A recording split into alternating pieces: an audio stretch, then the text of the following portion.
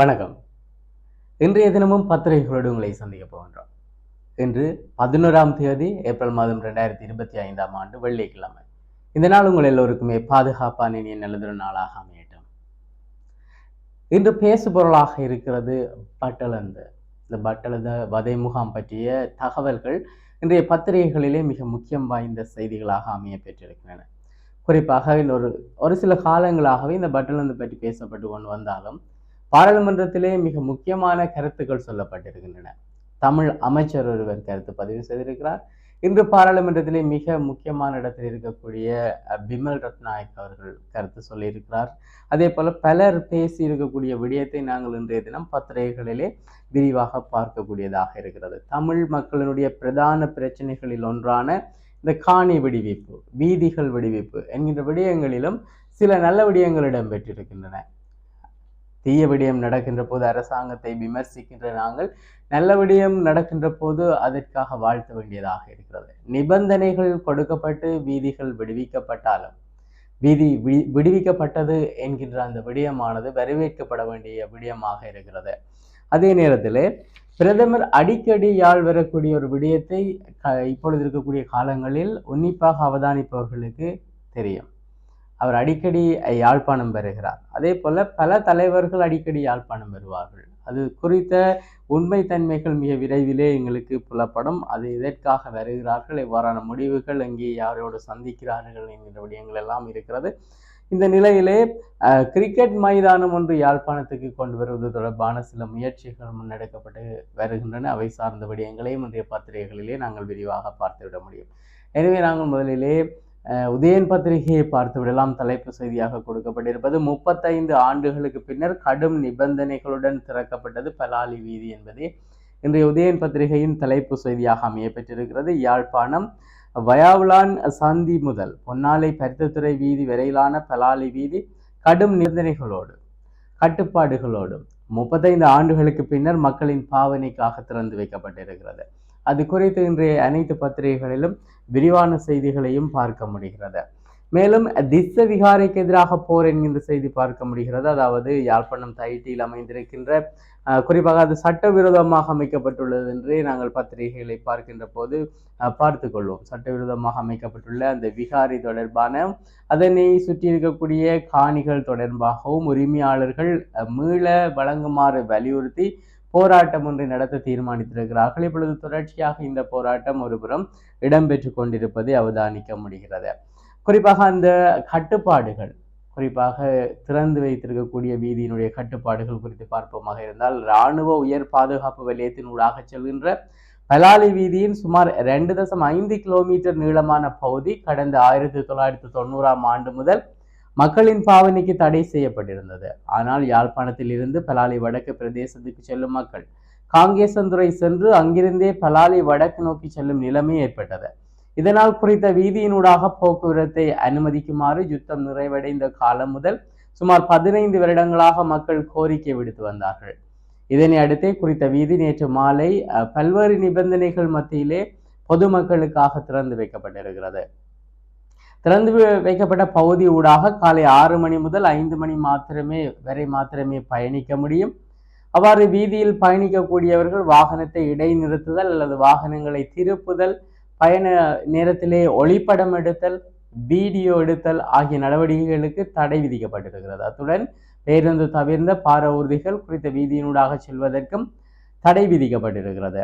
மணித்தியாலத்துக்கு 40 kilometre வேகத்தில் மாத்திரமே பயணிக்க வேண்டும். சாரதிகளுக்கான அடையாள ஆவணங்கள் கட்டாயம் வைத்திருக்க வேண்டும். இவ்வாறான கட்டுப்பாடுகளை மீறுபவர்கள் மீது சட்ட நடவடிக்கை எடுக்கப்படும் என்கின்ற அறிவுறுத்தலும் பொதுமக்களுக்கு அரசு தரப்பால் வழங்கப்பட்டுள்ளது. யாழ்ப்பாணத்துக்கு இன்று பிரதமர் ஹரணி அமரசூரிய விஜயம் மேற்கொண்டு பல்வேறு இடங்களில் மக்கள் சந்திப்புகளில் கலந்து கொள்ள உள்ள நிலையிலே பலாலை வீதி விடுவிக்கப்பட்டுள்ளமை குறிப்பிடத்தக்கது. மேலும் செய்திகளிலே மாகாண சபை தேர்தலின் பின்னர் புதிய அரசியலமைப்பு என்கின்ற விடயம் சொல்லப்பட்டிருக்கிறது. ஏப்ரல் 17ஆம் தேதி யாழ் வருகிறார் அனுர என்கின்ற செய்திகளும் பார்க்க முடிகிறது. தேசிய மக்கள் சக்தியின் தேர்தல் பரப்புரை நடவடிக்கைக்காக எதிர்வரும் 17ஆம் தேதி ஜனாதிபதி அனுரகுமார திசாநாயக்க யாழ்ப்பாணத்துக்கு வர உள்ளார் என அந்த செய்தியில் சொல்லப்பட்டிருக்கிறது. யாழ்ப்பாணத்தில் பிரதமர் ஹரணி நாங்கள் பார்த்த செய்தி. வடக்கு கிழக்கு மக்களுக்கு நிச்சயம் நீதி வழங்குவோம் அமைச்சர் பிமல் வாக்குறுதி என்கின்ற செய்தி பார்க்க முடிகிறது. விபத்தில் ஆசிரியர் ஒருவர் எழுந்திருக்கக்கூடிய துயர செய்தி இன்றைய தினம் இன்றைய முன்பக்கத்தில் பதிவாகி இருக்கிறது. நவகிரி சித்த வைத்தியசாலையின் 2 ஏக்கர் காணி விடுவிக்கப்பட்டிருக்கிறது, வரவேற்கத்தக்க விடயம். யாழில் மிக விரைவிலே கிரிக்கெட் மைதானம் அமைச்சர் குழு ஆராய்ந்திருக்கிறது. பட்டலந்த கொலைகளுக்காக ரணில் விக்ரமசிங்கவை தண்டித்தே தீருவோம், அமைச்சர் பிமல் உறுதி அளித்திருக்கிறார்.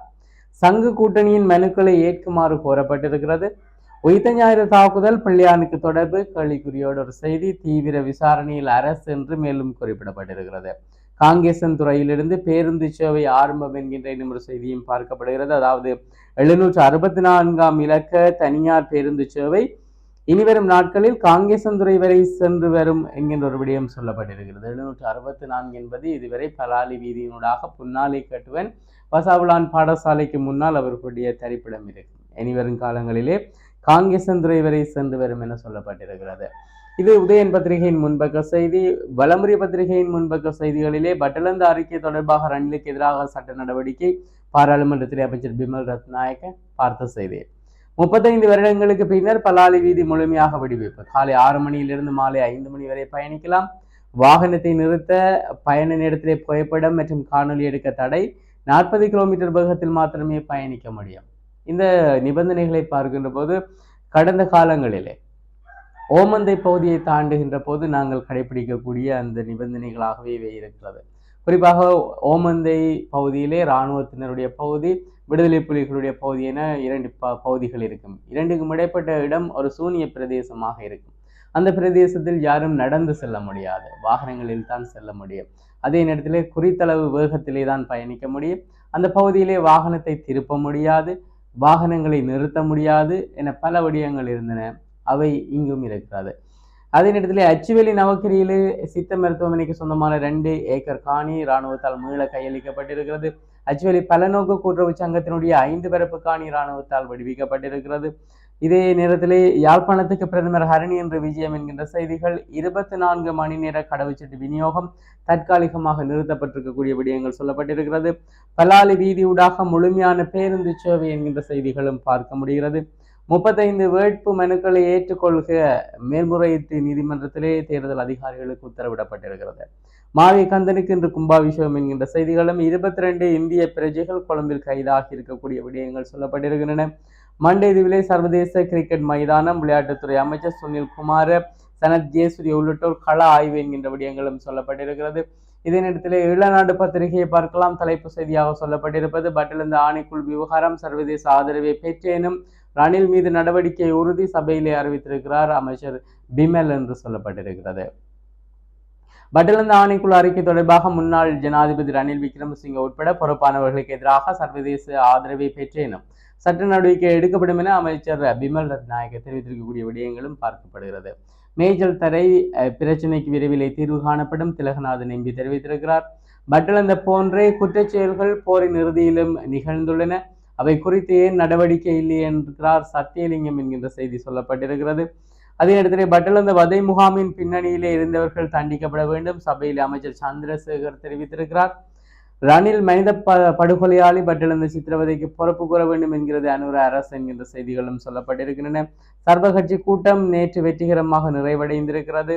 அமெரிக்காவின் புதிய பரஸ்பர வரி விதிப்பு குறித்து, நாட்டின் பொருளாதாரத்தில் ஏற்படக்கூடிய தாக்கம் மற்றும் அதற்கு பதிலளிக்கும் வகையில் எடுக்க வேண்டிய எதிர்கால நடவடிக்கைகள் குறித்தும் விவாதிக்க ஜனாதிபதி அனுரகுமார திசாநாயக்க தலைமையில் நேற்று ஜனாதிபதி செயலகத்தில் நடைபெற்ற கட்சித் தலைவர்கள் கூட்டம் வெற்றிகரமாக நிறைவடைந்ததாக ஜனாதிபதியினுடைய ஊடக பிரிவு அறிக்கை வெளியிட்டிருக்கிறது. திட்டமிட்டபடி தேர்தல் என்கின்ற செய்தி கட்டமிடப்பட்ட செய்தியாக தரப்பட்டிருக்கிறது. 34 வருடங்களின் பின்னர் பலாலி வயாவுலான் வீதி கட்டுப்பாடுகளோடு திறக்கப்பட்டிருக்கிறது. அச்சுவேலி கூட்டுறவு சங்க கட்டிடமும் விடுவிக்கப்பட்டிருக்கிறது. இவை இன்றைய பத்திரிகைகளில் மிக முக்கியமான செய்திகளாக இருக்கின்றன. மேலும் ஒரு சில செய்திகளை நாங்கள் பார்த்துவிட முடியும். குறிப்பாக மூடி மறைக்கப்படுகின்ற அனுரவின் பயண செலவு என்கின்ற தலைப்போடு செய்திகள் பார்க்கப்படுகிறது.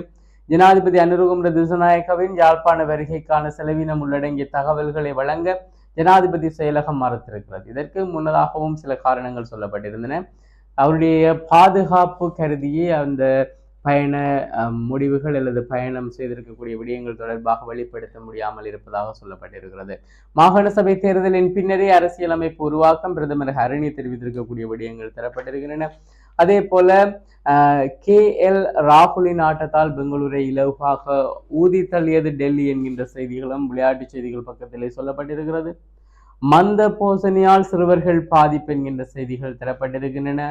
அதே நேரத்திலே சுற்றுலா ஆணைக்குழு அமைப்பதற்கு ஏற்பாடு செய்யப்பட்டிருக்கக்கூடிய விடயங்கள், அதிபர் நியமன நடைமுறை சிக்கல்களுக்கு தீர்வு பிரதமர் ஹரணி தெரிவித்திருக்கக்கூடிய விடயங்கள் தரப்பட்டிருக்கின்றன.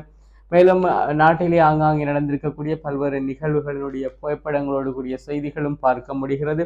எனவே இன்றைய பத்திரிகைகள் இடம்பெற்றிருக்கக்கூடிய முக்கியமான செய்திகளை தந்து விடைபெறுகின்றோம். நான் ஹோஸ்ட் என்னுடைய கலையத்திலே சிவம் அவர்கள் இணைந்திருக்கிறார். மீண்டும் செய்திகளோடு உங்களை சந்திக்கிறோம். நன்றி.